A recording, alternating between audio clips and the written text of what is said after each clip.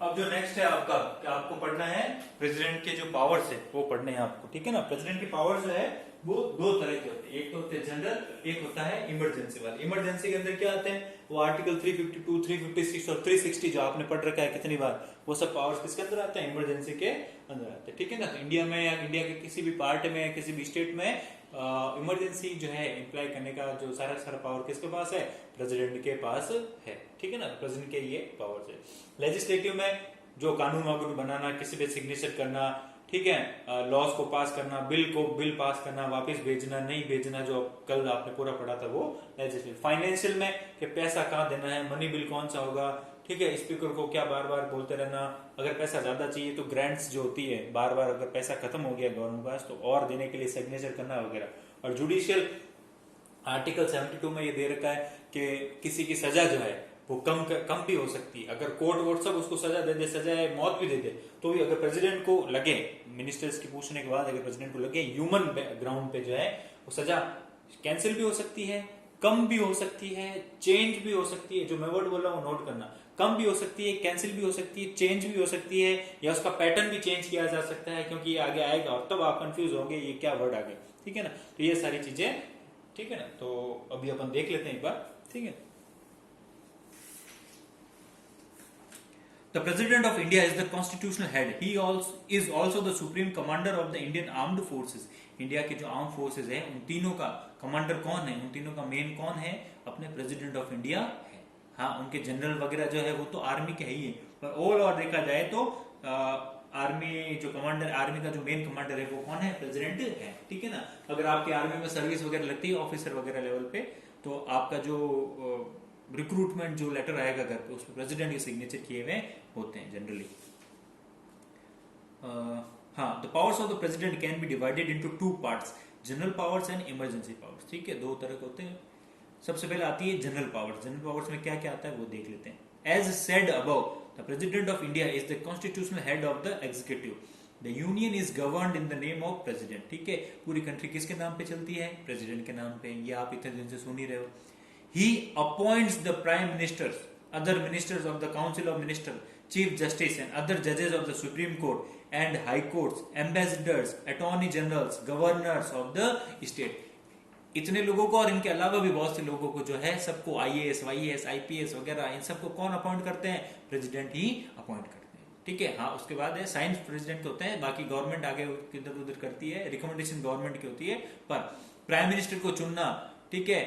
Prime minister को कैसे चुनते हैं कि जो जैसे भी जो भी पार्टी जीत के आएगी ना, वो जाएगी सीधा प्रेसिडेंट के पास और जाके वहां बोलेंगे कि सर हमारी पार्टी के पास 272 प्लस सीट्स है और हमें गवर्नमेंट बनाने दो। प्रेसिडेंट बोले बनाओ भाई, आपका हेड कौन हो बनाना चाहते हो, किसे बनाना चाहते हो, प्रेसिडेंट उनसे ही पूछते हैं, ठीक है।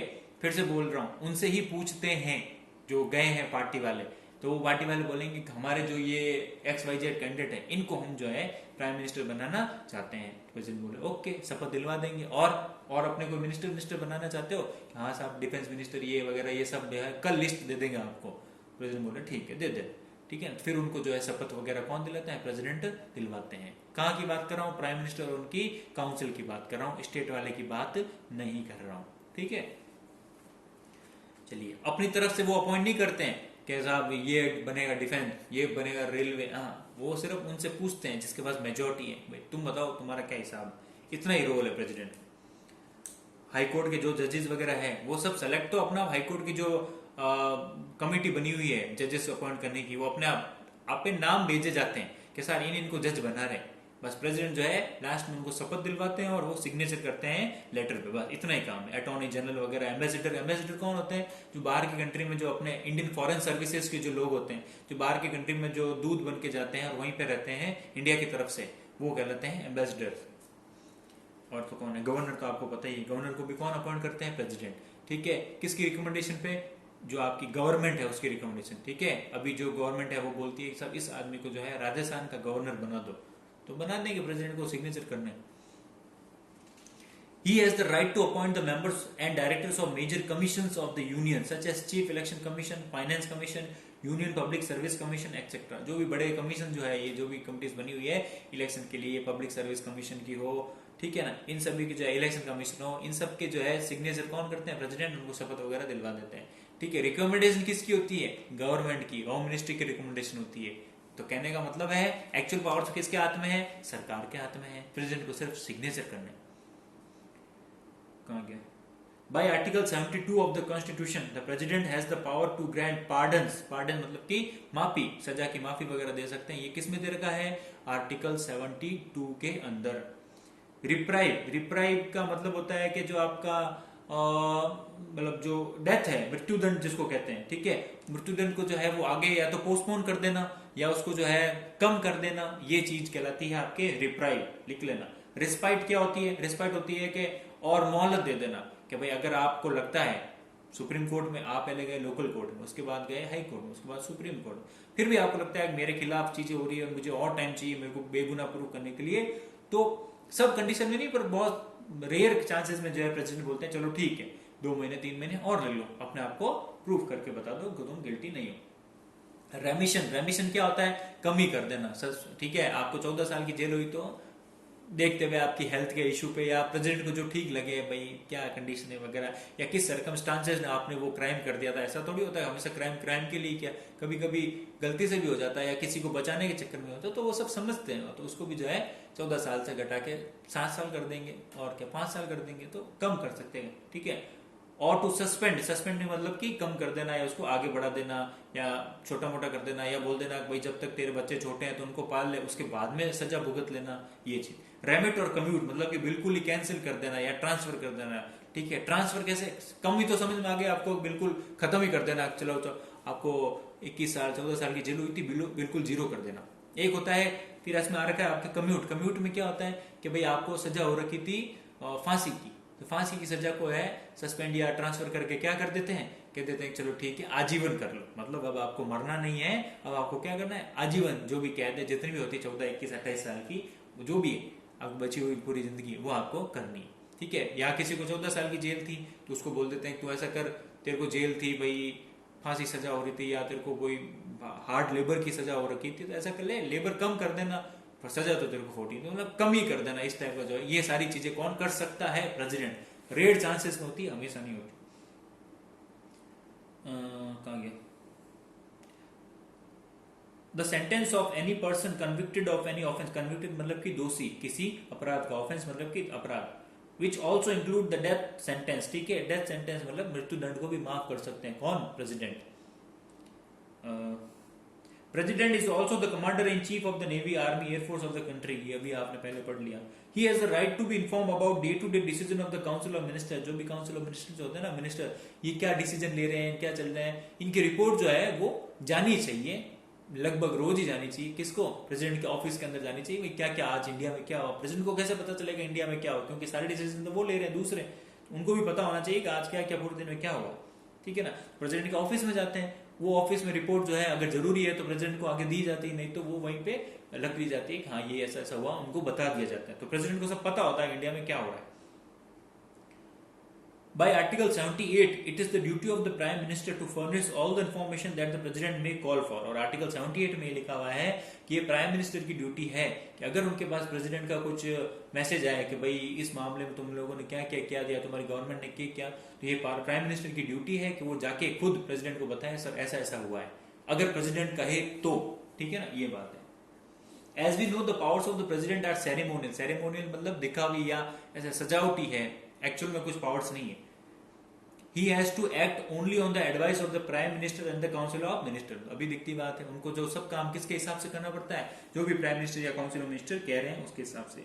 But under special political circumstances the president has to act according to his discretion. ठीक है, कुछ कंडीशन ऐसी हो जाती है जहां पे प्रेसिडेंट को जो है खुद फैसला लेना पड़ता है, वो बहुत रेयर के डिसीजन होते हैं। ठीक है, जैसा कि वो अभी आपको मैंने बताया कि 2 पार्टीज जो है वो इलेक्शन में अच्छी सीटें लेके आई, पर मेजोरिटी किसके पास भी नहीं है। ठीक है ना, मेजोरिटी किसी के पास भी नहीं है। उस वक्त जो है किस पार्टी को पहले बुलाना, ठीक है ना।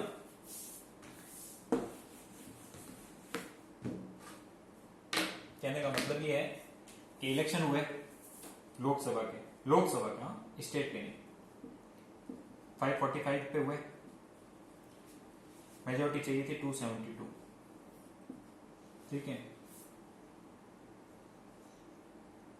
एक पार्टी को सीटें मिली 180।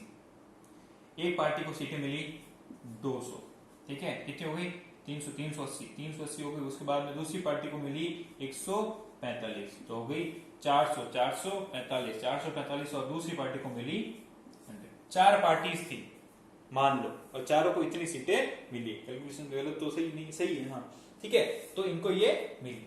अब बताओ किसी के पास भी 272 नहीं है ना, ये कंडीशन होती है डेडलॉक की कंडीशन। अब इसमें कौन सी पार्टी को बुलाना है, पहले हमेशा चांस दिया जाता है। आपने इतने दिन तो ये पढ़ लिया इतनी सीट लेके आए गवर्नमेंट बना रही, मान लो ऐसी कंडीशन आ जाए कि एक पार्टी को इतनी, एक को इतनी और किसी के पास इतनी सीटें नहीं है, तो फिर क्या इलेक्शन नहीं होंगे? इलेक्शन नहीं हो सकते हैं, पर एक चांस दिया जाता है, क्योंकि इतना खर्चा होता है इलेक्शन के अंदर, इतनी बड़ी प्रोसेस है, वो 2 महीने चलता है, पूरी इंडिया में इतनी सारी चीजें करनी पड़ती है। तो एक बार प्रेसिडेंट जो है वो उनको एक बार बोलते हैं कि भाई अगर आपको लगता है कोएलिशन गवर्नमेंट आती है, एक वर्ड आता है कोएलिशन, आपने बहुत बार पढ़ा है, पूछा भी होगा, मैंने बताया भी होगा। कोएलिशन मतलब साथ की जो गवर्नमेंट होती है, ठीक है, इससे पहले ही जो आपने पढ़ा था जब वो उसमें दे रखा था, ठीक है, किस हिसाब से चलती नरसिम्हा राव की गवर्नमेंट वगैरह जो थी।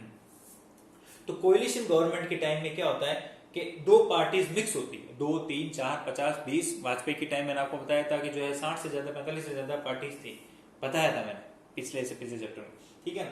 तो उस वक्त जो है हमको क्या करना पड़ता है, प्रेसिडेंट का डिसीजन होता है कि भाई किसको पहले बुलाना, किस पार्टी को पहले बुलाना। ये खुद का डिस्क्रिशनरी पावर यही होता है, मतलब कि स्व विवेक, हिंदी में बोलते हैं स्व विवेक, खुद के विजडम से जो ठीक लगे।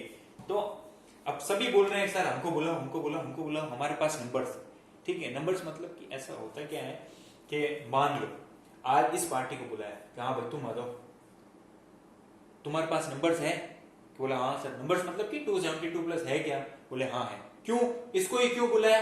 इसको इसलिए बुलाया कि प्रेसिडेंट को लगा भाई ये 200 से काफी नजदीक है, मतलब 272 से काफी नजदीक है, तो 72 तो ये कर ही लेगा कहीं ना कहीं ऐसे भी बातचीत करके दूसरी पार्टी को बुला के।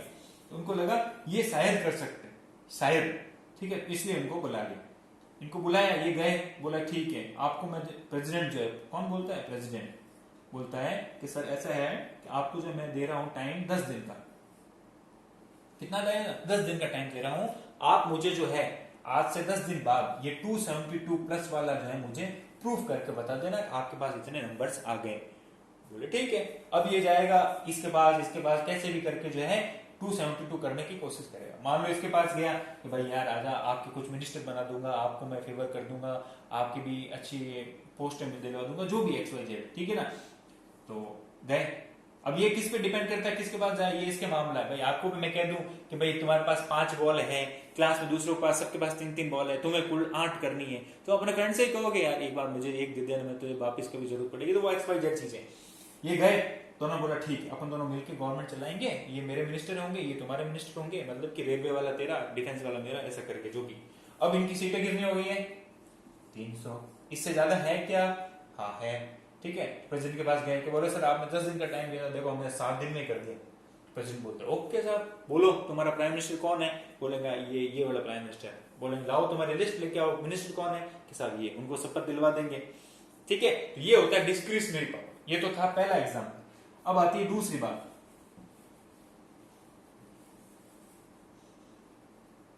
जरूरी नहीं है, मैं फिर से बोल रहा हूं, जरूरी नहीं है कि इसी को ही बुलाया जाए कि इसके ज्यादा नंबर है, ऐसा कुछ कहीं नहीं। बुलाने को तो इसको भी बुला सकते हैं, बुलाने को इसको भी बुला सकते हैं, चाहे इसके नंबर सबसे कम हो, चाहे इसके नंबर सबसे कम हो, ठीक है ना। समझ रहे हो मेरी बात? इसको भी बुला सकते हैं।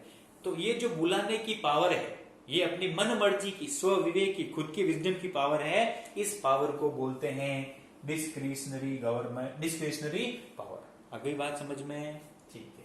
ये गवर्नर में बहुत काम आएगी और प्रेसिडेंट में काम आएगी, ठीक है ना। डिस्क्रिशनरी पावर इसको बोलते हैं इस सिचुएशन में। ये एक एग्जांपल है, इसके अलावा बहुत सारी सिचुएशन होती है, पर आपको अभी यही ध्यान रखना, ठीक है ना। किसको बुलाएं? ये इनके खुद पे, ठीक है। चलिए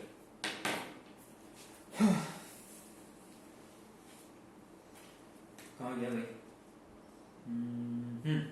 Formally, the president appoints the prime minister, but he cannot appoint anyone for this post. In the parliamentary system of the government, he appoints the leader of the majority party as the prime minister.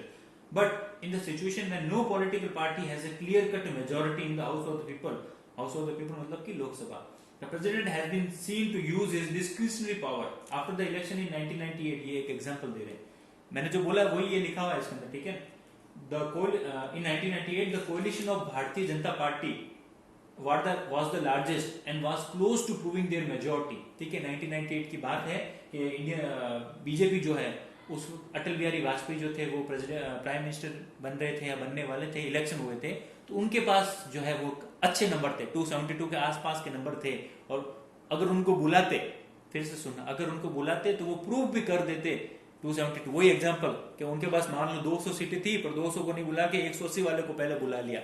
ये सब president पे depend करता है, क्या, क्यों, कैसे, वो सब प्रेसिडेंट के दिमाग पे है, तो उसमें अपन कोई क्वेश्चन नहीं कर सकते, ठीक है ना। तो कहा गया, still the president asked the leader of the कोalition party Shri Atal Bihari Vajpayee to present related document of all the political parties in support of the claim, and moreover the president asked Vajpayee to get the confidence of the parliament within 10 days after assuming office, ठीक है। उस वक्त जो है उनको दी गई कितनी मोहलत, 10 दिन की मोहलत। हाँ, ये मोहलत है, ये भी फिक्स नहीं हो कैसा 10 दिन की होती, नहीं, देने को 2 दिन की भी दे सकते हैं, देने को 3 दिन की भी दे सकते हैं, अगर आपने थोड़ा दिमाग खुला रखा हो। और जो मैंने कहा अखबार, तो ये जो महाराष्ट्र में गवर्नमेंट बनी थी, पहले बीजेपी ने मना कर दिया, फिर शिवसेना ने मना कर दिया, अब शिवसेना कांग्रेस और एनसीपी की मिलके बनी है।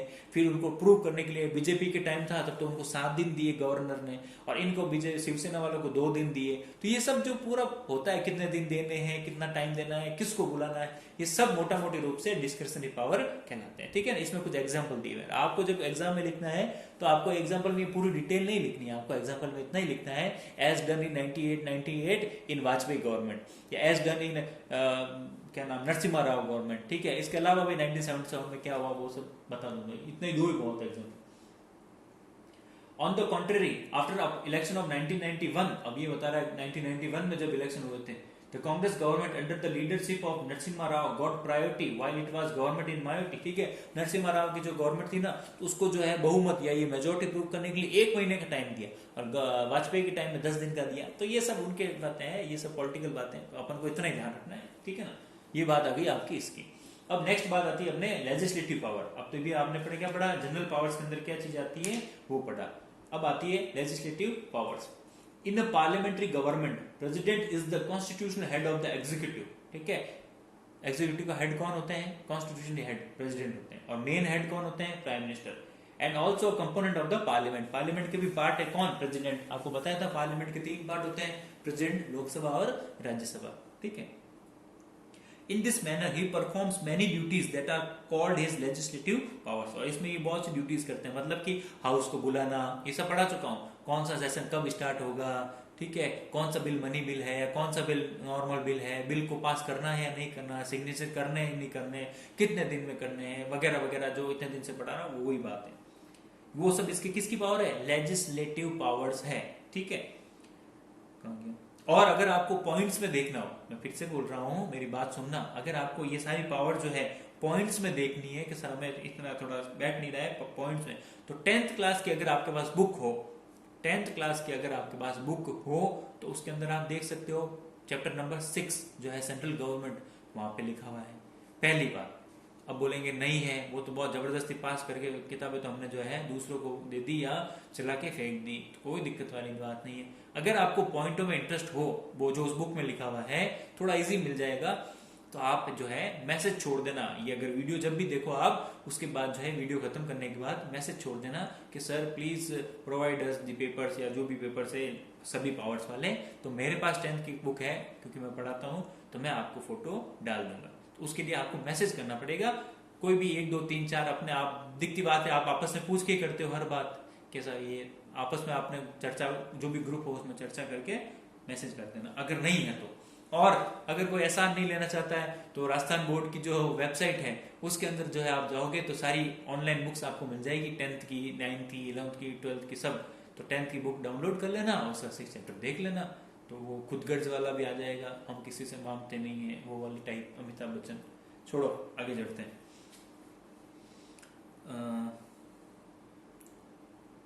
He summons the 2 houses of the parliament into session and prorogue them, ठीक है। यही तो सेशन बुलाते हैं, और प्रोरोग मतलब कि खत्म करने का काम भी कौन बताते हैं, अब बस इस साल का ये लास्ट सेशन है, ये कौन कहता है, प्रेसिडेंट ही कहते हैं। He can dissolve the parliament even before completion of his term. This is mentioned in article 85. ठीक है, 5 साल पहले भी किसी गवर्नमेंट को जो है वो हटा सकते हैं। क्यों हटा सकते हैं? जब उनके पास मेजोरिटी नहीं होती तब। ठीक है ना, ये बात है। The president addresses both the houses of the parliament jointly every year. हर साल जो है एक बार प्रेसिडेंट पहले जो है जनरली जनवरी या फरवरी जो स्टार्टिंग होता है उसमें पहले बजट सेशन के पहले जो है एक बार दोनों हाउसेस को बुलाते हैं, जॉइंटली बैठाते हैं, अलग अलग जाके नहीं बोलते, जॉइंटली जगह है वहां पे जो पार्लियामेंट हाउस है वहां पे दोनों को बुलाते हैं, एक साथ बैठाते हैं और बोलते हैं हमें जो है अच्छा काम करना चाहिए। जो आपको लेक्चर हमेशा टीचर देते हैं ना, अच्छे बनो, पढ़ाई करो, बोर्ड में नंबर आएंगे, प्रेयर्स करो, यूनिफॉर्म पहन के आओ, वगैरह वगैरह की बुक्स ले लो, XYZ जो भी है। ठीक है ना, तो आपको लेक्चर लगता है ना, बस वो का वो प्रेसिडेंट बोलते हैं अच्छा काम करो, देश की भलाई करो, वगैरह वगैरह। और जैसा आपको फर्क नहीं पड़ता तो उनको भी वही है। ठीक है, this is known as the president's address. Address मतलब कि अपना जो बोलना, सुबह सुबह लेक्चर बोलते हैं ना प्रिंसिपल या टीचर वगैरह, वो। The president can nominate 12 members in the Council of State Rajya Sabha from among the people having knowledge or practical experience of art, science, literature and social science. He can nominate 2 representatives of the Anglo-Indian community in the House of the People, Lok Sabha. ये मैं बता चुका हूँ। आगे by Article 111 no bill can be passed or become law until the president sign it. मैंने बताया article 111 में लिखा हुआ है जब तक प्रेसिडेंट सिग्नेचर नहीं कर देते कोई भी बिल, कोई भी जो सिंपल ऑर्डिनेंस जो है वो कानून नहीं बनता है। ठीक है, कानून बनने के लिए साइन होने जरूरी है। He can return the ordinary bill, कौन सा bill? Ordinary bill to the parliament for reconsideration. ठीक है, वो पार्लियामेंट को फिर से बिल भेज सकते हैं चेक करने के लिए कि भाई सही है या नहीं है। पिछले चैप्टर में पढ़ा है, चिंता मत करो, भूलो मत। If the parliament resubmit the bill along with the recommendation or in its original form, the president shall be bound to give her assent to the bill. ये पढ़ा है। अगर पार्लियामेंट प्रेसिडेंट जो बोलते हैं नहीं इसमें चेक करके देखो थोड़ा सही नहीं, और पार्लियामेंट या तो चेंज करके या बिना चेंज करे एज इट इज फिर से भेज देता है, तो अब प्रेसिडेंट की ड्यूटी है कि साइन करने ही पड़ेंगे।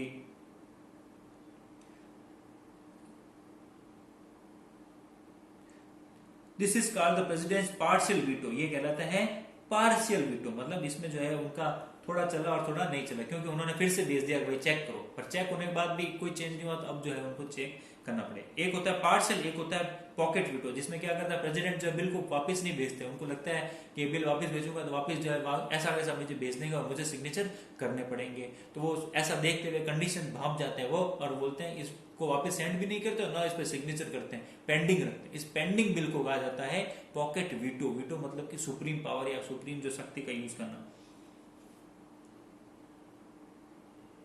There is no mention in the constitution about the time limit within which the president must give his decision on the bill. हाँ, किसी भी बिल पे प्रेसिडेंट अपनी राय दे या सिग्नेचर करे उसके लिए कोई ड्यूरेशन फिक्स नहीं है। ठीक है ना, this means that the president can keep the bill pending with him without any time limit, without signing it or not sending it back to the parliament for recommendation. ठीक है, वही बात है मैं समझा चुका हूँ।